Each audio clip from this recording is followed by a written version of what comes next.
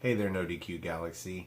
It's the Wizard of No DQ, Stephen Osborne, joined as always by the General Jerry Slaughter, and we're here to bring you What's in NXT. And today we are reviewing the October 24th edition of NXT, and it's going to be a late night. Oh, yes. We have a lot of reviews to do tonight, so we're going to get right into it. We started off the show with William Regal outside with security guards at the entrance to, I guess, Full Sail. Yep. And he tells these guys that as soon as Aliester Black gets there, he needs to be brought straight to Regal. Because he does not need to I don't know why. Why? Well, at the conclusion of last week, I can't blame Regal for being a little apprehensive that Aliester Black's going to come to the arena peacefully in any way, shape, or form, especially since he knows. So he's imagining that Aliester Black is going to come in and bring the house down. He's going to raise some hell. So that goes right into their video montage, the intro package with the awesome music that I wish Raw and SmackDown still had. Yeah. And we go to a weird opening. Normally we're used to seeing these three guys, and today it is not the man I imagined was going to be missing from the commentary crew. I thought that not Mauro Ranallo, but Nigel McGuinness. Yeah, I thought McGuinness was going to be gone. I thought they were going to put him exclusively on NXT UK. But no, we have been blessed, if you call it that, we've been blessed with the NXT UK commentary team. Yep. Interspersed. Mauro Ranallo is out for the moment. Yeah, he from what we gather, or what was said, he's going to be out to War Games, which would be an awesome return for him, because I know he's going to go, ape shit. The only thing I can guess is that there was a tweet recently by Mauro Ranallo about a friend of his who had committed suicide, and this might be the reason that they're going with Vic Joseph here for a minute. But either way, our thoughts go out to Mauro Ranallo and his family, and best wishes, and absolutely we hope you're back by War Games. Oh, yeah. And certainly, if not by War Games, things happen. We understand. But it was a different commentary team without Mauro. Now, to me, the commentary team didn't even need to be there this episode. No, they didn't. There was a lot of pauses, and there just wasn't as much excitement because Mauro's got that voice to him and that passion. Like every move he makes sound like the most epic thing on the planet. There is no replacing Mauro Ranallo. I think that's why Tom Phillips gets such a raw deal, is because he replaced Mauro Ranallo, and he's quite bland compared. I think Todd Phillips is good. Yeah. Or Tom Phillips, I'm sorry. Yeah. I think he's good. I watch too much Wrestle Talk. They call him Todd Phillips on purpose. Yeah. And so I guess I have adopted their moniker for him. But I think he's just fine. But he replaced Mauro Ranallo, and after hearing Mauro Ranallo call SmackDown for so long, it's like, it's a step down. Yeah. But the fact that Corey Graves is there helps. Oh, yeah. So after this, after we see this announced team, which we go right into the first appearance of the night, and that was the Undisputed Era coming out there, complete with Bobby Fish. Yeah, at 100%. 100%. As Cole says. They made that known throughout the whole promo. They're back at 100%. Yeah, they had to make a reference to them being at 100% because it makes more sense when a certain somebody comes out. But they come out, and it's all four of them, and they call them the Undisputed Era on their tagline or whatever it is that comes below them. So we know it's not a match. Yeah. Because if they were going to have a 4-on-4 match, we would have known. They would have told us last week. Oh, next week, Undisputed Era 4-on-4 against whomever. Or it would have started off. So we're going to start off tonight with an 8-man tag match. So I'm expecting a promo out of all of them, but basically we get a promo out of Cole. Yeah, pretty much Cole still is bitter over his loss, and he wasn't even pinned in the match, I don't think.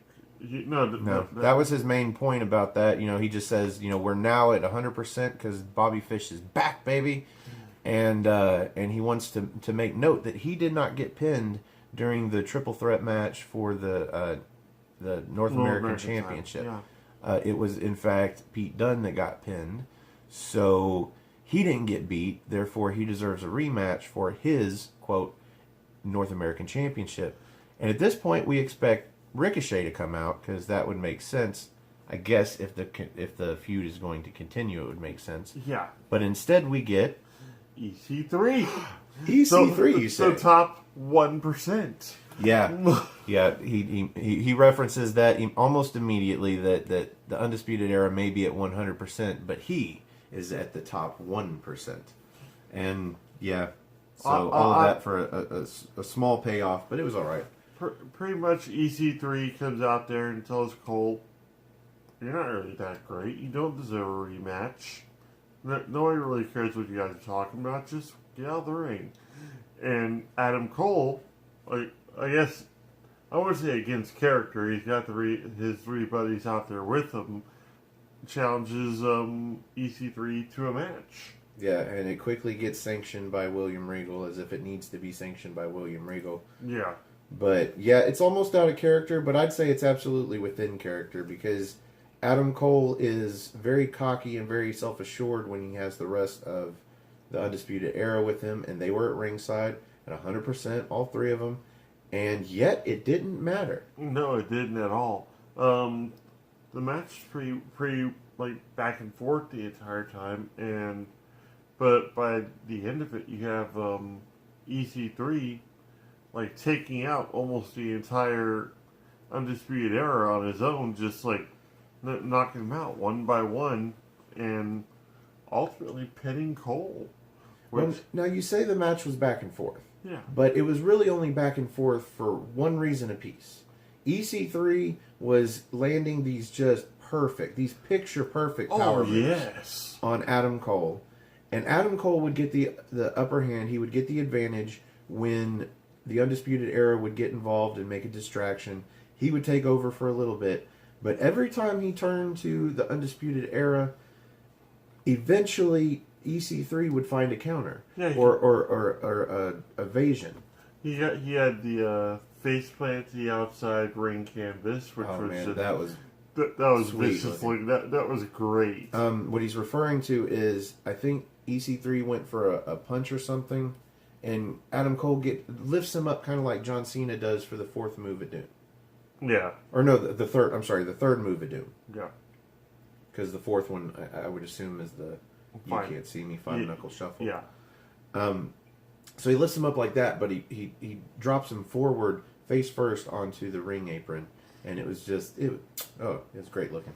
But yeah, that was the way that it was back and forth. Every time EC3 would get a couple power moves in, Adam Cole would kick out, and then the Era would just kind of like get up on the apron, do some funny business, start juggling, whatever, just get the referee's attention. But I think the fact that they did that throughout the match, eventually EC3 figured out how to counter it, and by the end of the match, that's pretty much what happened. He knocks all three. He knocks Fish and O'Reilly and Strong off of the ring apron, and he turns around, and Adam Cole, I can't remember the setup move, but he gets him down, and he goes for that finisher that he's got, where he puts his knee, he takes his knee pad down, and he puts his knee into the back, like a shining wizard to the back of the head, kind of shit.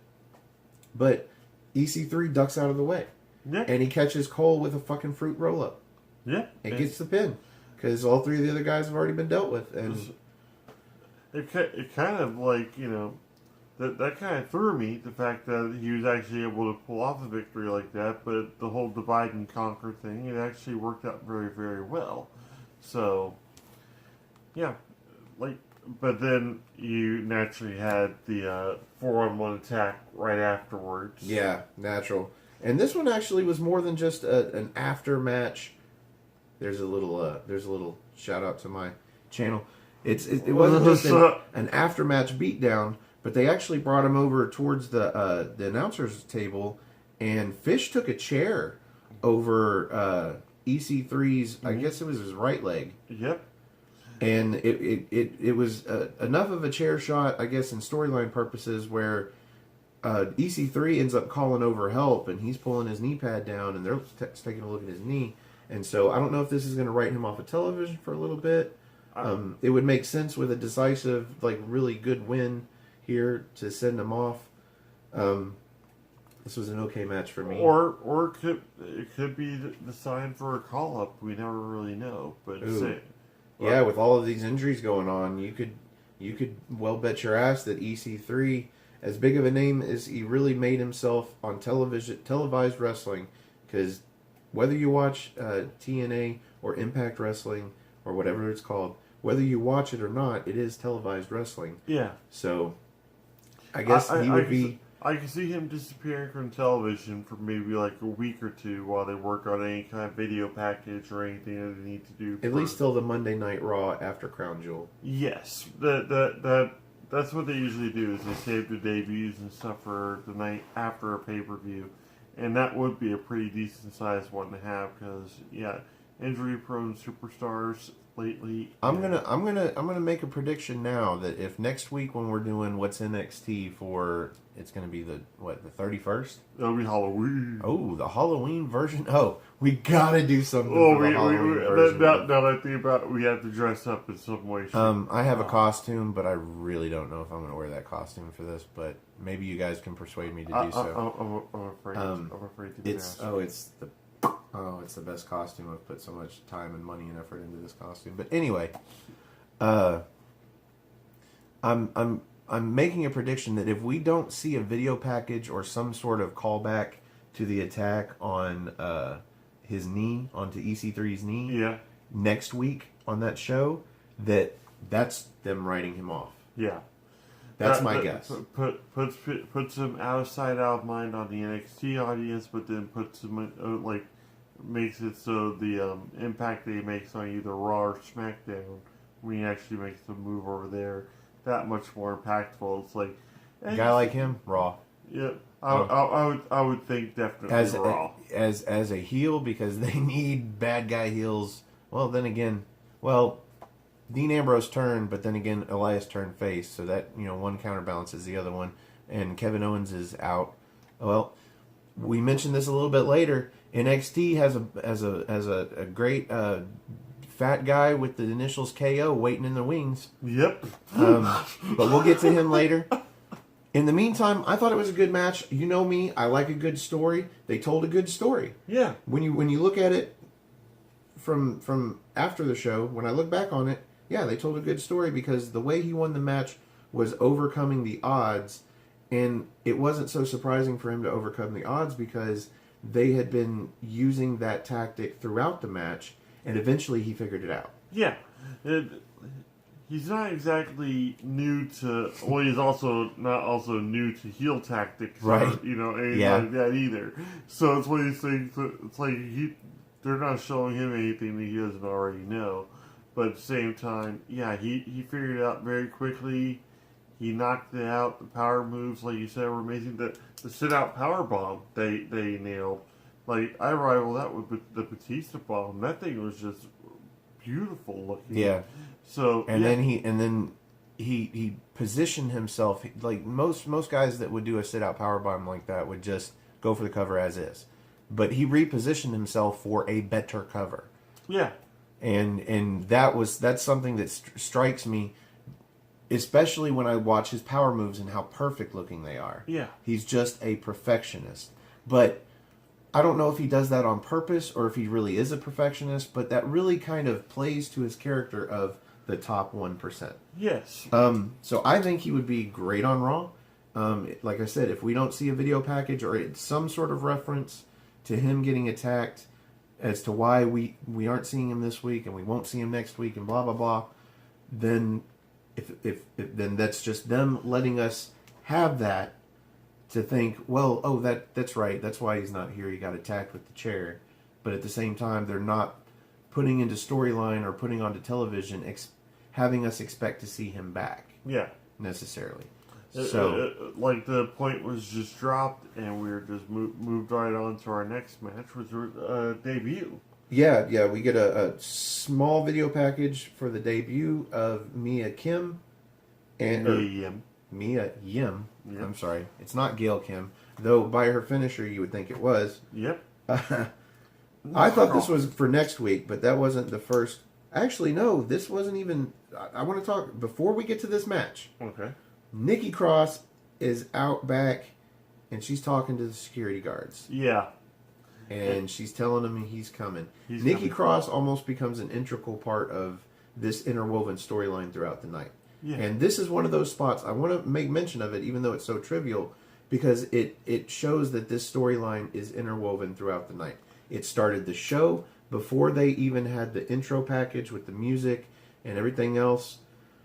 They showed the security being set up by William Regal, and this is just another one of the plot points where now Nikki Cross is out there telling security, and security's looking at each other like, who the fuck is this woman? It's like he's coming. He's coming. He's coming. He's coming. But then, yes, next we have Aaliyah comes out, Yes. and he's like, oh, well, too bad it's a squash match. And I'm like, wait, who's she facing? Because he already know. He paid attention to the graphic. I'm sitting down here. I just saw the word next. I'm like, oh, next week. Mia Yim.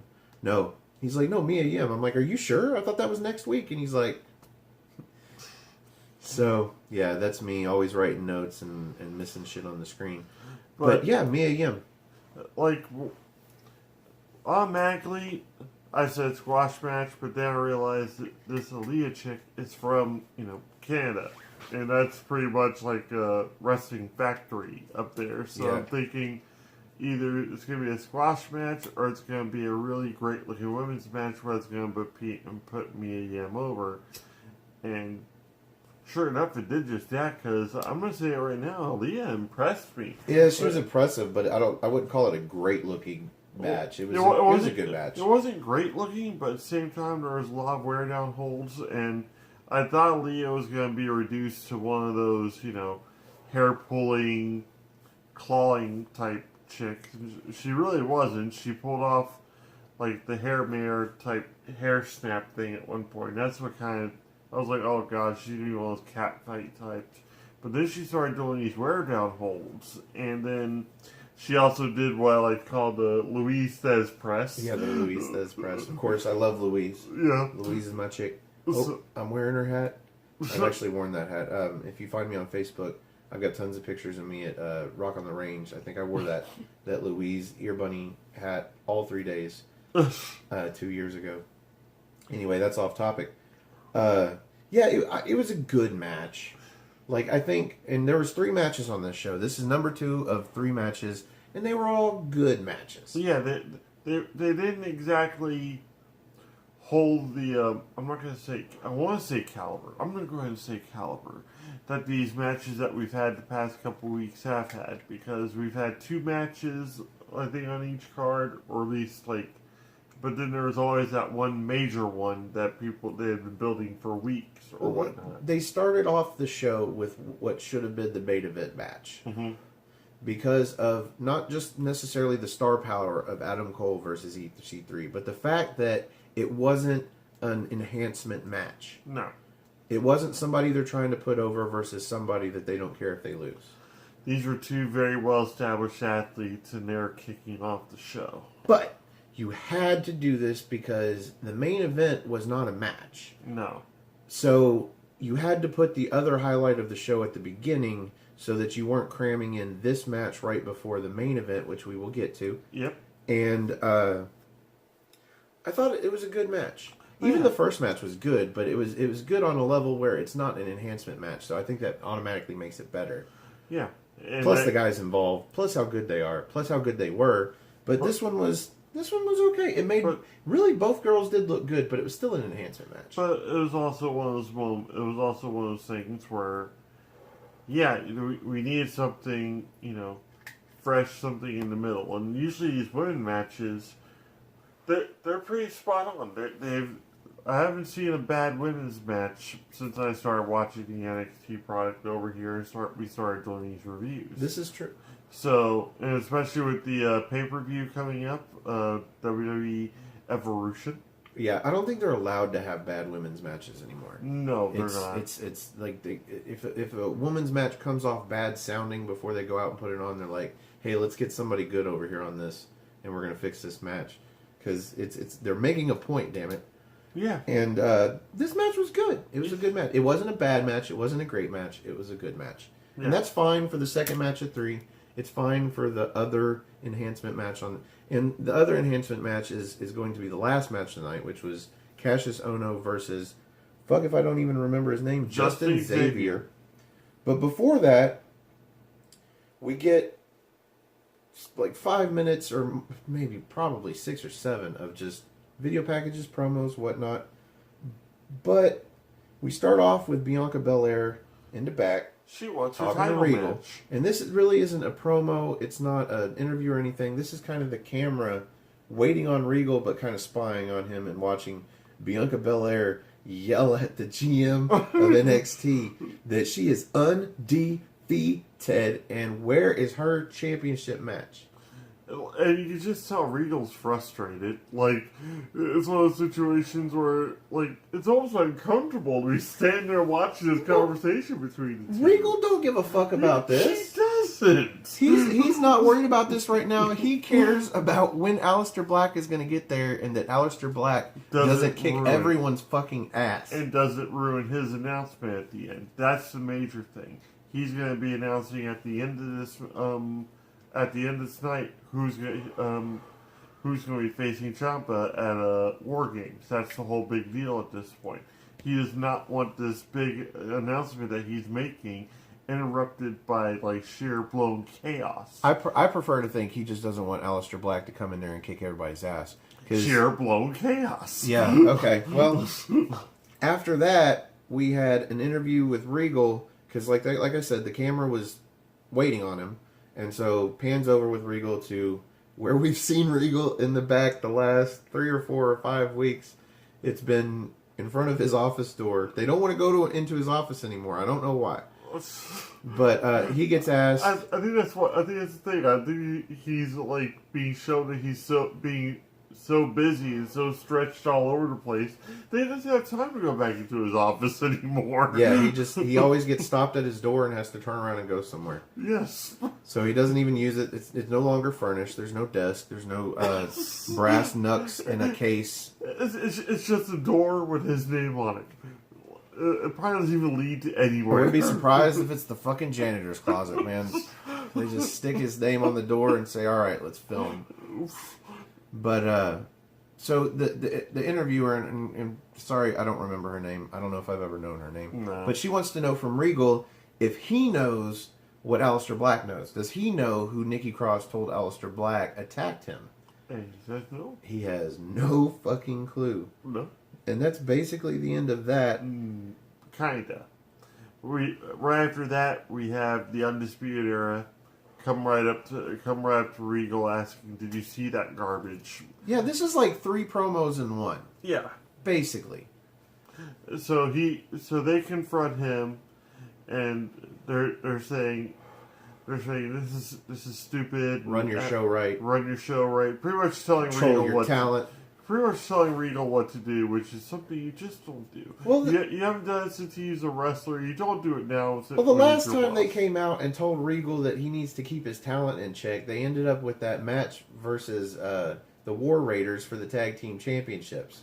So, what did they end up this time? Another match with the War Raiders. Now, granted, it wasn't for the Tag Team Champions. It wasn't even against the same 2. This is going to be a match next week with the War Raiders versus Adam Cole and the returning Bobby Fish. Yeah. Finally get to see Bobby Fish back in the ring. I think that's the other reason why they kicked off the night the way they did, so they can actually announce this as the main event for next week. Is because otherwise, if they would have been jumbling so much together at the end of the night, like with them leaving the ring or just staying in the ring and possibly calling Regal out. That is true, yeah. But I think that's why they started off with the Undisputed Era match. That way there's that little breather in between. It's like, good, we're done with these guys for this evening. No. They come back, they're even more obnoxious. And sure enough, Regal's already like at wit's end and puts him in a match with the War Raiders. And more so, I'm starting to think that the eight man match at War Games is actually going to involve the War Raiders and the Undisputed Era, because now you're going to be seeing all four of the Undisputed Era face off against the War Raiders over a span of 2 weeks. So it only makes sense there's going to be another match. Yeah, and it's going to be a 4-on-4 probably, which sucks balls to me. Like I said in last week or the week before, one of our previous episodes, like I said, I'm not a fan of changing the format of War Games on your second outing. Yeah. Because then you're changing the idea of War Games from it being a certain kind of match to just whatever match with a bunch of people in a certain kind of cage with 2 rings. Yeah. That's like if you took the Elimination Chamber and just used the cage but changed the rules. Yeah. It would no longer be the Elimination Chamber. It would just be the chamber. So that's my problem with that, but that leads us into probably the somber part of this episode of what's NXT. The elephant in the room, the announcement on Monday night from Roman Reigns. We got the same video package that we saw on Tuesday on SmackDown. Definite tearjerker. And I told him, because he watched the YouTube clip of Roman's announcement, but I was like, yeah, but did you watch this video package they did that showed last night? And he's like, no. I was like, yeah, man, this thing's going to make you cry. I can fast forward it if you want. You already know what happens. He's like, no, man, I'm good. Let's watch it. I felt the lump. But I was all cried out. Monday night, it's such a terrible time. I've got Sling TV, and Sling TV has not been recording my Raw and SmackDown for some reason. Or obviously they record it. They haven't been allowing me to watch. I don't know what's up, but by the time it all got fixed and I got to watch it, it's super late and I'm super tired. But that starts off the show, and just like, by the time he gets up to the top of the ramp and Seth Rollins comes out and he's crying, I'm just like, my eyes are tearing up, man. Like I'm about to start bawling. Like this is real life. And sometimes the lines get blurred as to who you like and who you don't like, who you cheer for and who you boo. And whether or not you boo Roman Reigns or you cheer for him or whatever, or whomever wrestles, and how you feel about their character, this is something that nobody wants. Yeah, it's one of those situations where, yeah, you can hate on the person in the ring, their in-ring talent, their work on a microphone and whatnot. In the long run, once they get back behind the curtain, they're completely different people. They have families, they have lives. They're human. They're human. And so, for him to come out there, publicly address the crowd, tell everybody what's going on and everything, and yeah, it's one of those moments where you're glad that he's being taken care of. You're glad that he's actually taking the time to get out of the spotlight and get everything taken care of, versus, carrying on and making the situation worse on himself. Yeah. And he's looking out for his wife and his daughter and everything. And yeah, kudos to him for this. Like, I'm one of the biggest Roman Reigns, detractors ever. Like that and John Cena. Right. But like both of them in the ring and on the microphone, I just despise. but Roman Reigns really big with the activities on the outside of the ring. John Cena huge with the Make-A-Wish Foundation and such. And I have mad respect for them as human beings. Just as wrestlers, I really don't care for them too much. So yeah, even John Cena. I mean, it doesn't matter who you boo or why. Like, nobody wants to see anybody get cancer, and this is a situation that it's real life. You can't help it. It's not an injury that could have been somebody's. There's nobody to blame. This is just one of those things that unfortunately happens in life, and he could probably try to continue on and go like a part-time schedule where he only wrestles maybe a handful of Raws in a year and does pay-per-views, stuff like that. He could, but he needs to heal up and he needs to get healthy and not die from cancer. So, I mean, That's But one thing that. But like you said at this point too, there's no way people are going to be able to boo him Yes. when Yes. he comes back. The silver lining. Okay, this is where I'm going with this. This is why it's become a longer part of the show than it should have been, probably. It was on the show. Somber, so yes, but to yeah. drone on about it, the silver lining here is that WWE has been gifted the perfect situation that does for them what they weren't able to do with their writing and it turns Roman Reigns into a natural babyface. Yeah. You don't have to keep this Roman Reigns vortex, this black hole going where everything good gets sucked into the Roman Reigns storyline so that you can make him look good and hopefully finally get the cheers that you've been trying to get from the majority of the crowd. Yeah. Now, when he comes back, he's not likely to get booed. No, even if it's like you said on a part-time schedule, it's going to be very hard to boo him, especially if he comes back 100% and doesn't even look like the leukemia affected him in any way, shape, or form. Like he comes back fully recovered and everything, and is actually able to pull off the certain power moves with ease, and just maybe incorporate something new. Even like it's going to be extremely hard for the WWE universe. Oh, they absolutely. I agree. They need to expand his moveset, but they're not going to have to do much. No, he's just going to have to come back, and people are because if anybody boos, then there's going to be a whole group of people around that person that just turn around and look at him. Yeah. Imagine the look somebody would get if they put an Eddie Guerrero tribute video on the Titantron and somebody was booing it. Yeah. Can you imagine the look they would get? I imagine it would be, to a lesser degree, that's the look they would get if they booed Roman Reigns after he comes back and beats cancer and turns into a genuine, natural babyface. The other part of the silver lining in this is now that he can be a babyface, and in part so now that he's got to be gone from television to go fight the cancer, they get to backtrack and undo some of the messy bullshit that they have done in attempts to get Roman Reigns cheered.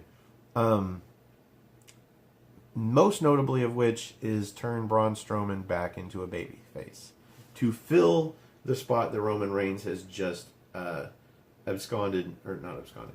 He's just left temporarily. That's still a good word. So there is silver lining here.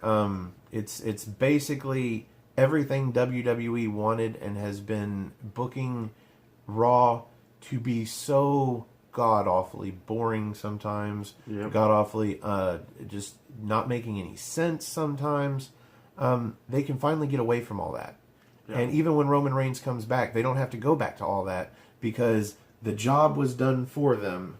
Now he will get cheered, and we can all move on. Yes. To hopefully better storylines, better matches, better dream matches, and less use or leaning on older guys that have been established, like Triple H and The Undertaker and Shawn Michaels and Kane and Big Show. Lean on them less. Start pushing new talent more. Hopefully this is where we're going. But back to NXT. Yeah. For video packages. Lacey Evans. Video packages. Everybody gets a video package. You get a video package. You get a video package. Everybody out there gets a video package. I get a video package. Video packages all around.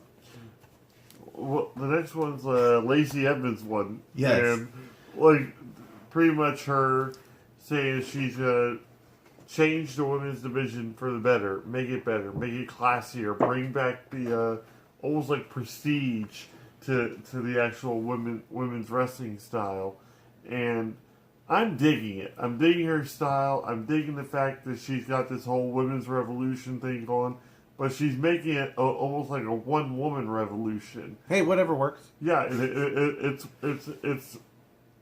I'm buying into it. I think it's wonderful. I think it's great.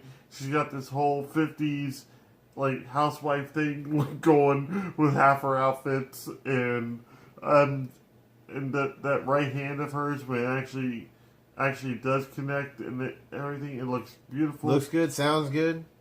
she's well Feels underway. good because you feel it, man. I see it and you fucking feel it. I think she's gonna be. Once she does get called up to the main roster, I think she is going to be utilized in the right way, and I think she is actually going to do a really great job up there.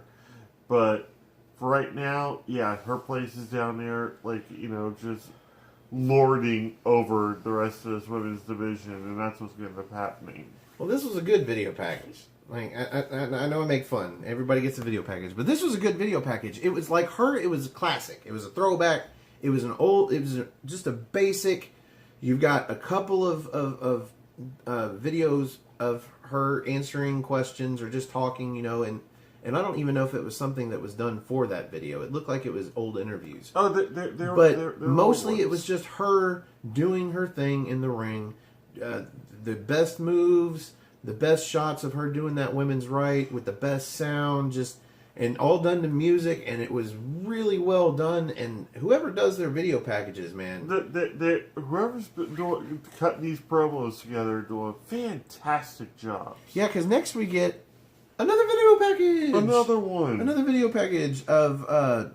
It started out to look like a really mundane video package for Kairi Sane, but it really quickly turned into almost a video promo for their match at the Women's Evolution. You saw the entire history between fucking all of it. You saw the whole history between her and Baszler, all the way back to the Mae Young Classic. Mm-hmm. And you see the build up. You see the fact that this more or less is almost like the rubber match between the two, because they've each beaten each other for the belt at this point, or Shayna won the belt, but then Kairi Sane, oh no, my bad. Kairi Sane didn't beat Shayna Baszler. Shayna Baszler lost. That's something she always points out, is the fact that she did not lose to Kairi Sane. Shayna Baszler messed up herself and she lost. This video package was really well done by the end of it, but mostly it just called back to my own memories of watching all of this happen. And it was all right. I was still kind of blown away by the video package for. Yeah, everybody gets a package. Yes. So. Except next. Next, we actually get a match. Yes. Now, we look at the time that's remaining, and it is quite obviously going to be the last match of the night.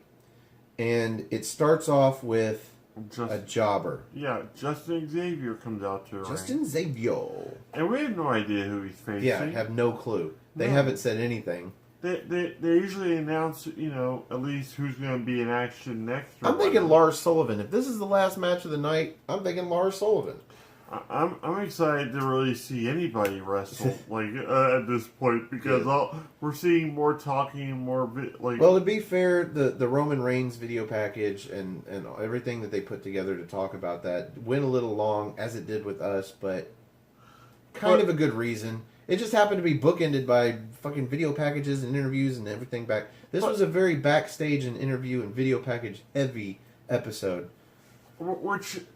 For some reason, it still really didn't bother me that much. We've had so many solid weeks of wrestling that I'm like, okay, now we got to build up some more storylines. They still got 3 matches in 60 minutes. Yeah, and this thing is storyline packed at this point. So, yeah, for the video promos that we actually got, too, they were high quality. They actually each had held some sort of meaning to them. It wasn't just meaningless jibber jabber. There's something going on. So you're okay with the fact that the last match of the night was Cassius Ohno going over a jobber? Hell no. Hell no, right?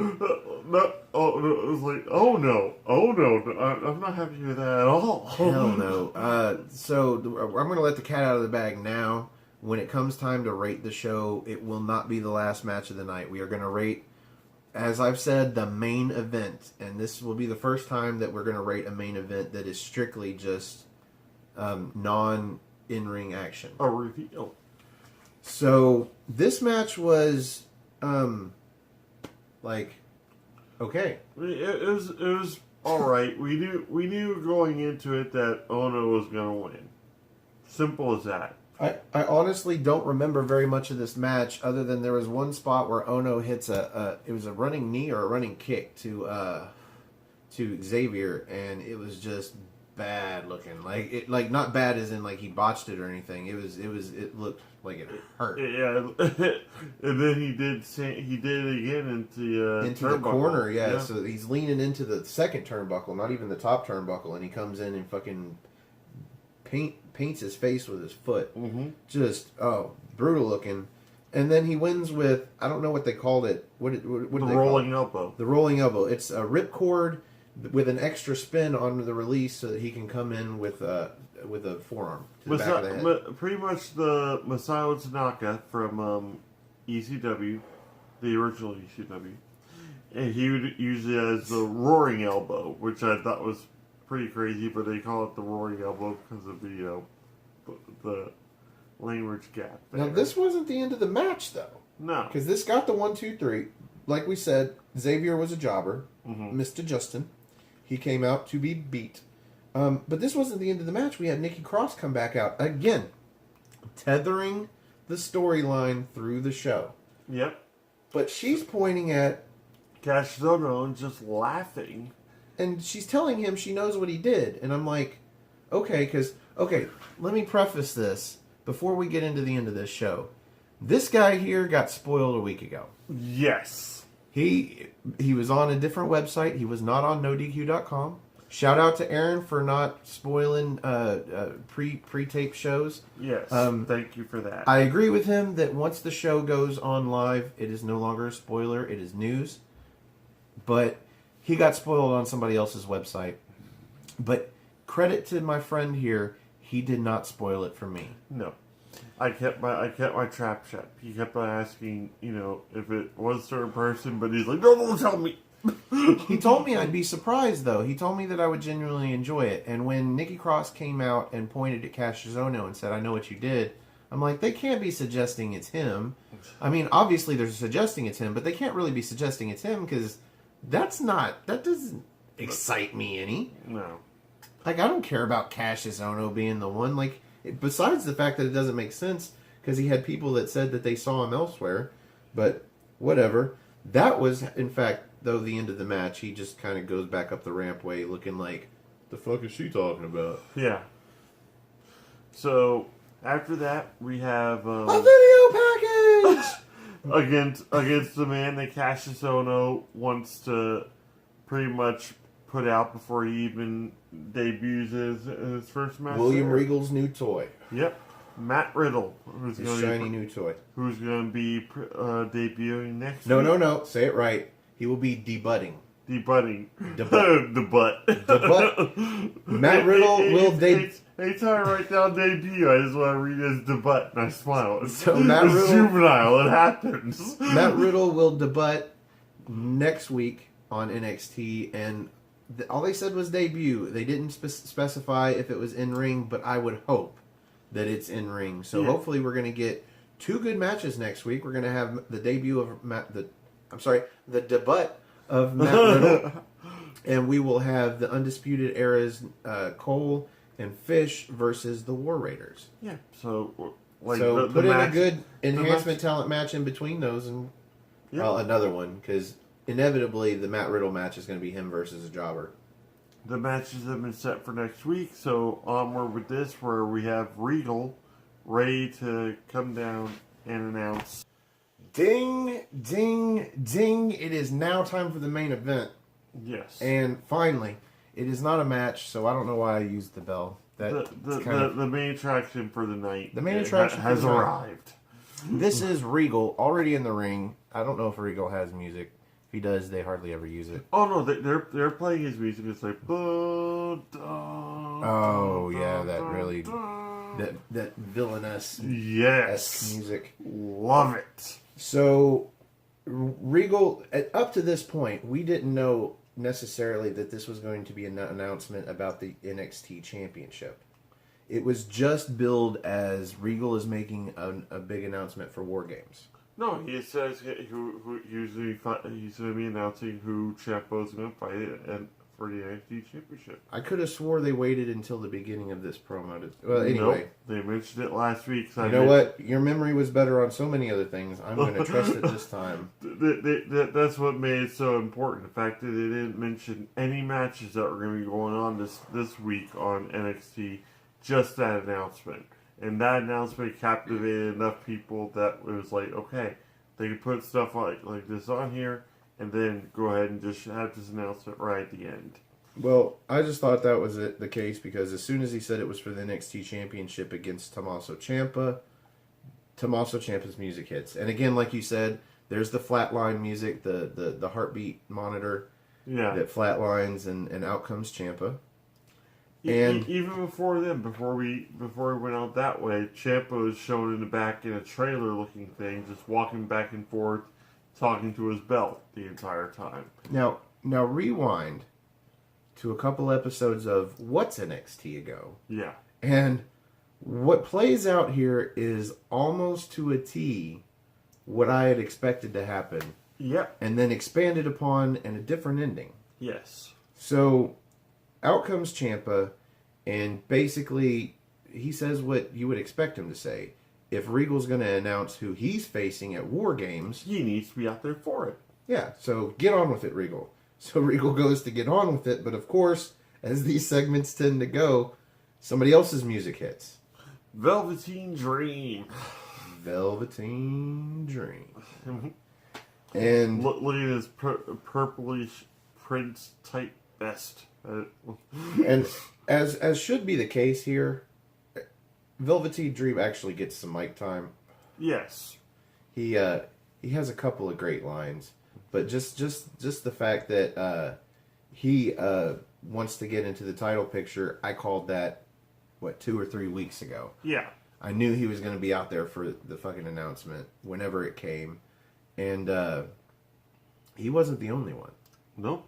This is kind of where this where it kind of took a little bit of a turn, because out comes big old Lars Sullivan. Yeah, when his music hit, I was thrown. I was like, but then I thought about it, and I'm like, Lars Sullivan, yeah, fuck yeah, put him in the title. I mean, if you're gonna have all these motherfuckers out here that want the title, Lars Sullivan is surely a contender. Oh yeah, he's definitely been on a roll and has that unstoppable quality to him. I mean, well, no, he's not completely unstoppable. Because then Velveteen Dream turns around and he's like, you know what?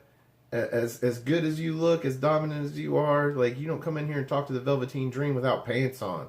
Something like that. Yeah. Something to that extent. Obviously, I am not as good with words as Velveteen Dream. It was fucking hilarious. It just flowed out, like the fact that he could have said anything else about Lars, but he just addressed the fact that the boy wasn't wearing any pants. Yeah. So this was Lars Sullivan comes out next, and then I thought maybe somebody else would come out.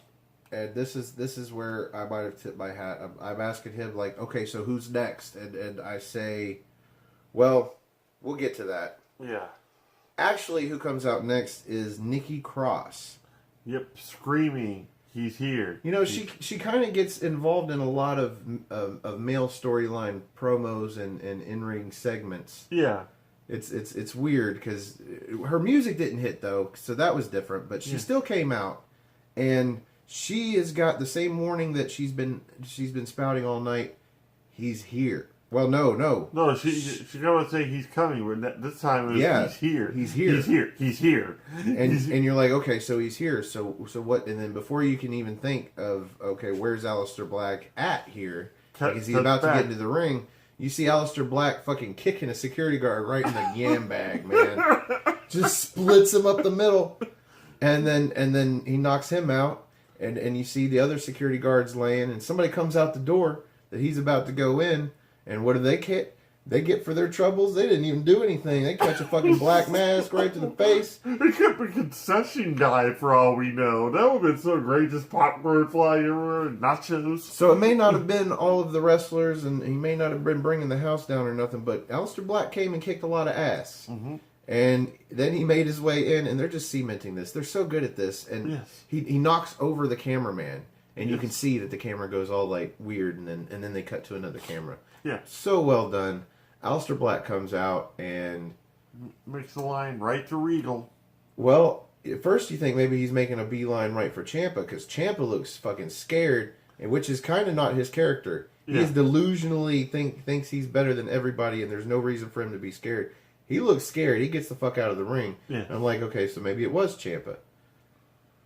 He goes for Regal. And I'm like, okay, so you're swerving me. Because I asked him, I was like, was it Regal? Was it Regal? And he's like, no, it wasn't Regal. I'm man up to admit when I'm wrong. And, like, for... But you made so much sense. Yeah, it was so concrete, and it was so with... I hate to say it, but the way WWE story tells. But it was still a good story, and it still made a lot of sense, and it would have made everything that makes sense. But maybe that was it. Maybe all of that looked like it made sense because they were trying to throw us off. Ladies and gentlemen, it was not William Regal. Aliester Black just wanted Regal because, well, for one, Regal had a mic on his chest. Oh, I'm afraid. Speaking to the mic, sir. well, Aliester Black is yelling at him. Where is he? Where is he? But Regal has made it clear that he doesn't know who it is. He doesn't know what Aliester Black knows. So it's weird that he would be asking William Regal, of all people, who is he, without saying, where is... He turns around, and what does he eat? A super kick from Mr. Johnny Wrestling himself, Johnny Gargano. Johnny Gargano super kicks Aliester Black in the face. And Aliester Black is like down, like from being super. But I guess it was out of nowhere, and the bell hadn't rung. Yeah. Even though I rang the bell, I'm sorry for that. This was not a match. This was the main event, though. Mm-hmm. And Gargano just simply says, "I'm here," and that's I'm right here. I'm right here, and Regal is still. Regal looks puzzled. But at the same time, like, damn you, Gargano. It made sense. Yes. I mean, Gargano takes out Aliester Black so that the match that he has with Ciampa, who he's so sure that he can beat, becomes just him versus Ciampa for the championship. And he walks out not only defeating Ciampa and winning the rivalry, but becoming the NXT champion without having to worry about that third guy. Yes. So... That was my mentality about the whole thing. When I found out, I was mad, but I was mad because I was happy at the same time. I like being proven wrong in wrestling, especially when it's actually something that makes as much sense as this Gargano thing. It sets up so many different ways that this can go. Well, they set this up weeks ago. In the Candice LeRae interview with William Regal, she said that she didn't actually see that Johnny Gargano wasn't there, that he told her he was going to the men's locker room, and so this all made sense. If he hadn't suggested William Regal, if neither one of us had picked up on that, and gone so vehemently towards Regal, I think Johnny Gargano would have been my top suspect. I was about to say, I swerved us. Yeah, we swerved ourselves. But it was such a good... I was so blown away by the idea that it would be William Regal and all the little subtle hints. Yeah. But I guess those subtle hints were on purpose. So I'm a fan of all of this. Yeah, red herrings. Like, left and right. So here we are at the end of the... Well, I guess the reveal... I mean, technically this is the end of the chapter on the storyline. Who did it? So now what's next? What's NXT? Yeah. You say. Well, what's next is the rating. Since we didn't have a main event, like Stephen said, we're going to go ahead and rate the reveal. So, me, blown away by it. So many different avenues and everything they can take at this point. They can pretty much let the fans decide who they're going to, like, if Gargano is going to be a heel or a face in this whole thing. Because the way I see it, the best revenge you can get on anybody is to be the reason for their success and then the reason for their ultimate failure. So he's going to take every credit in the world for taking out Aliester Black, even though Aliester Black in this whole thing is kind of a victim of circumstance. Because I think Gargano would have taken out anybody that had that belt at that point, just to get Ciampa, like, you know... One-on-one. Ciampa one-on-one to get Ciampa to win the belt. Because in the long run, he's going to want to take the belt off of Ciampa and embarrass him. and also become NXT champion at the same time. So in his mind, hasn't really done anything wrong in any way, shape, or form.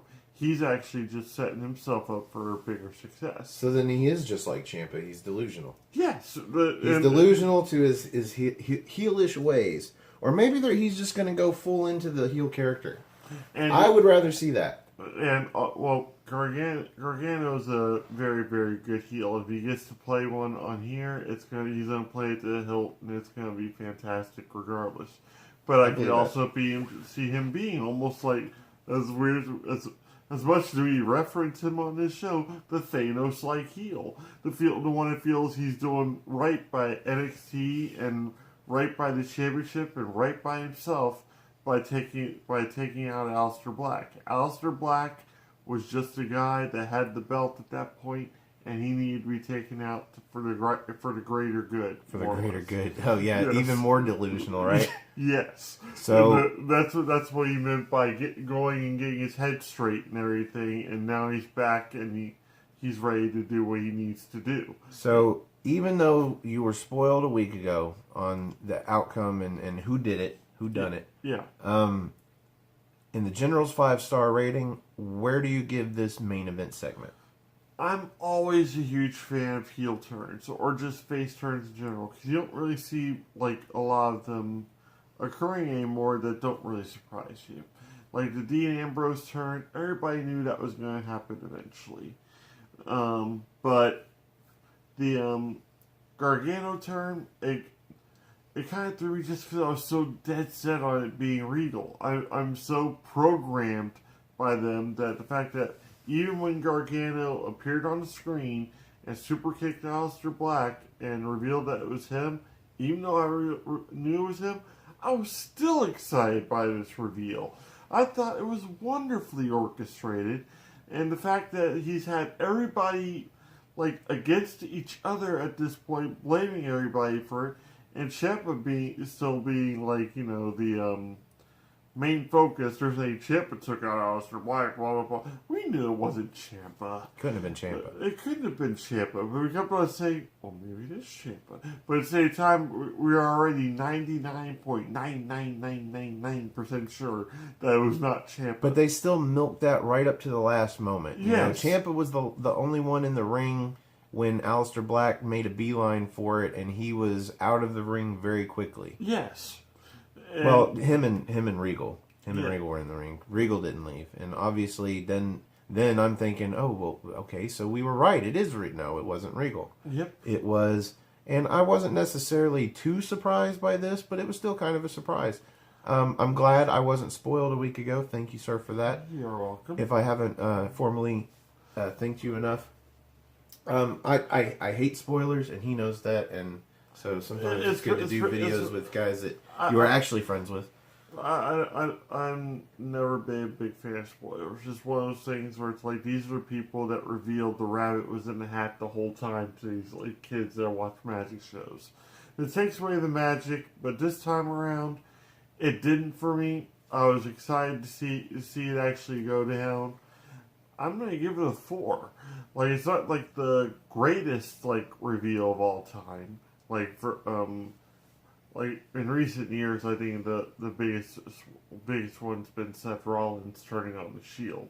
I think that's one of the biggest heel turns that we've actually had. I don't know, the one with Dean Ambrose from Monday night is probably going to go up there. Yeah, well, in the annals of time, it's going to be one of the best. Oh yeah, well, especially given the circumstances, it was just brilliantly done. It's gonna be interesting regardless. But yeah, giving Gargano a chance to shine as probably the heel for the company at this point, if they want to do it that way.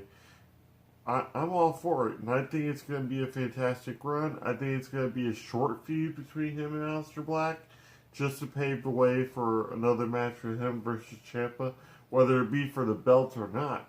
Because that's going to be a big slap in the face, too, is if Ciampa ends up losing the belt before Gargano even gets a crack at him. Because chances are they're going to make this Gargano versus Black at War Games now. And Ciampa could very well lose the belt at War Games, and then what?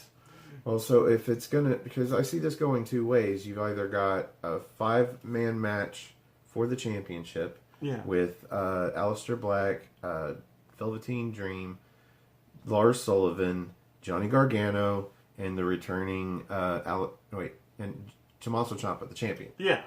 All the five other than Regal and Nikki Cross that were in this main event segment. Throw Nikki Cross in there. Or, as you say, you have a feud match, a blood match between Aliester Black and Johnny Gargano over here, and then over here you either have Ciampa versus Velveteen, Ciampa versus Lars Sullivan, or all three of them in a triple threat match. Yeah.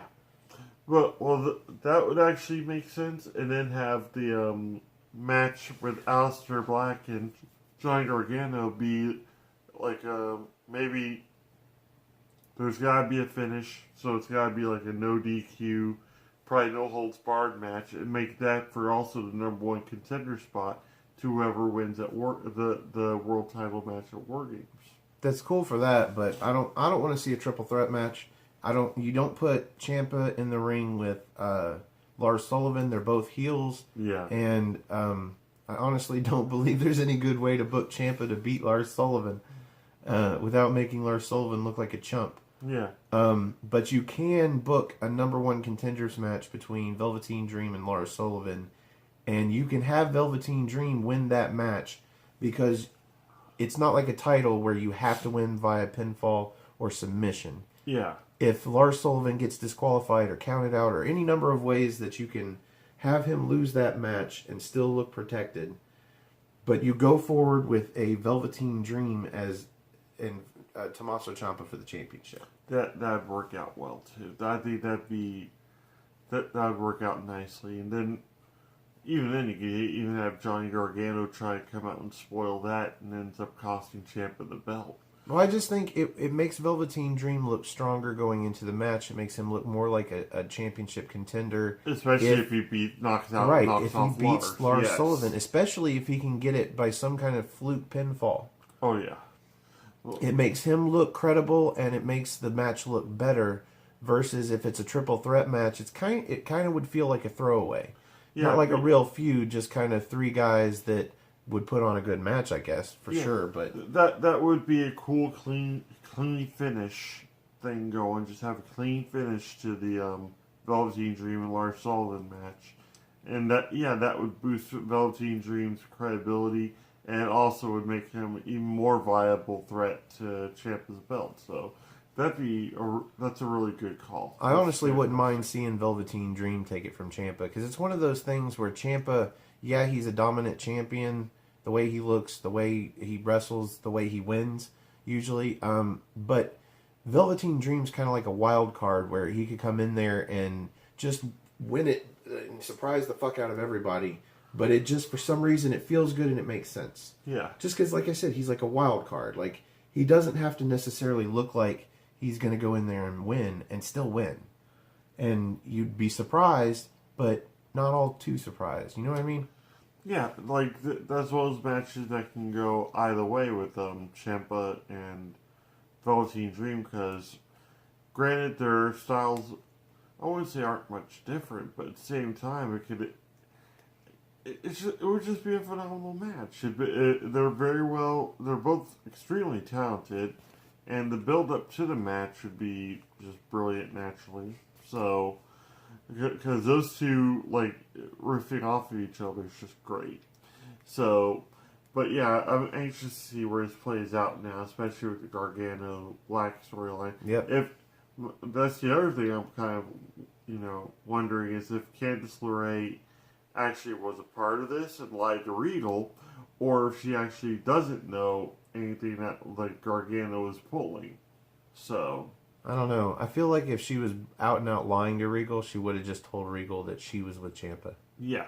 But that's just me. Anyway, I'm going to agree with you on the segment. Honestly, I was starting to go into it thinking more like a 3.75, 3 3/4.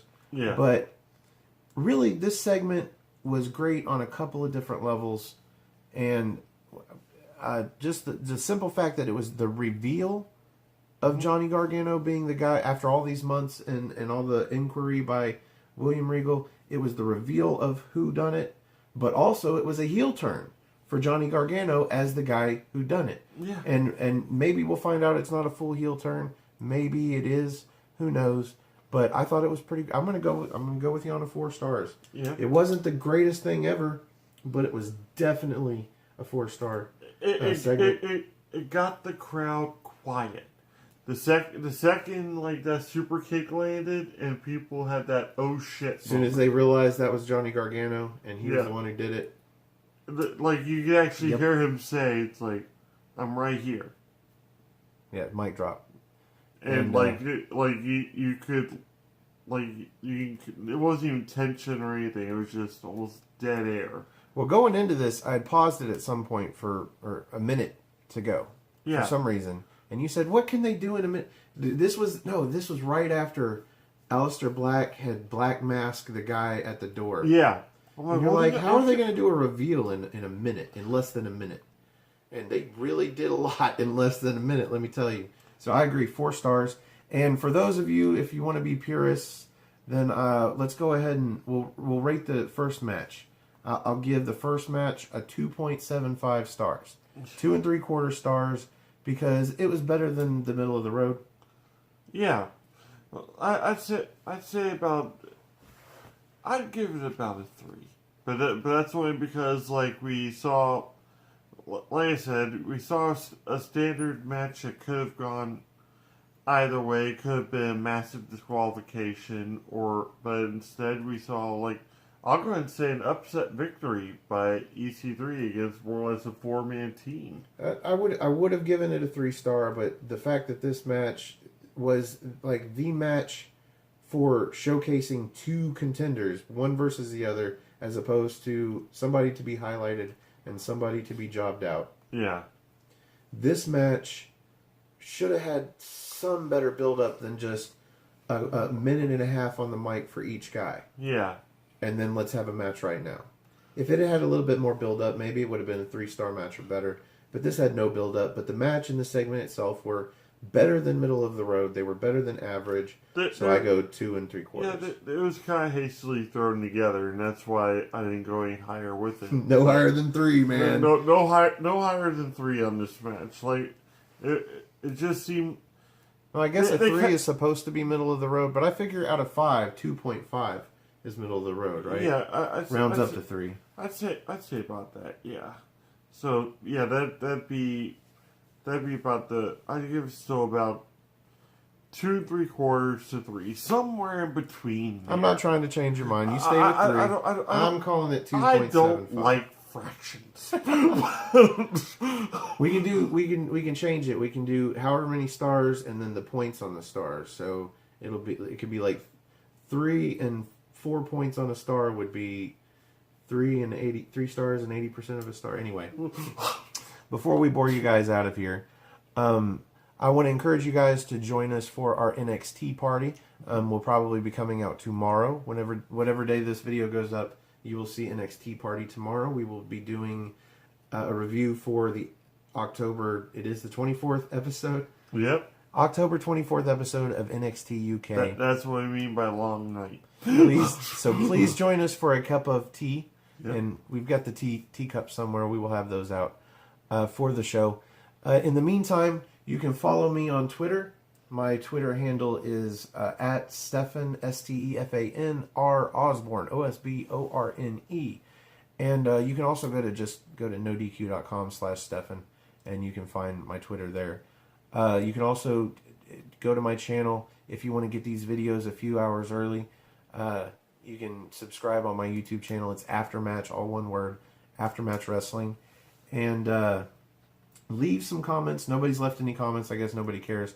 But hopefully there's a couple of people out there that care. I want you guys to help me talk this guy into getting a Twitter just for wrestling, just because there's so many wrestlers you can follow, dude. Find out all kinds of stuff just by having them on your Twitter.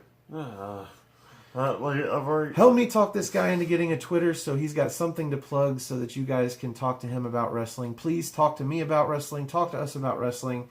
And join us tomorrow for NXT UK and our NXT party. Yep. In the meantime, again, I am the Wizard of No DQ, Stefan Osborne. I am with the General, Jerry Slaughter, and see you guys in NXT time.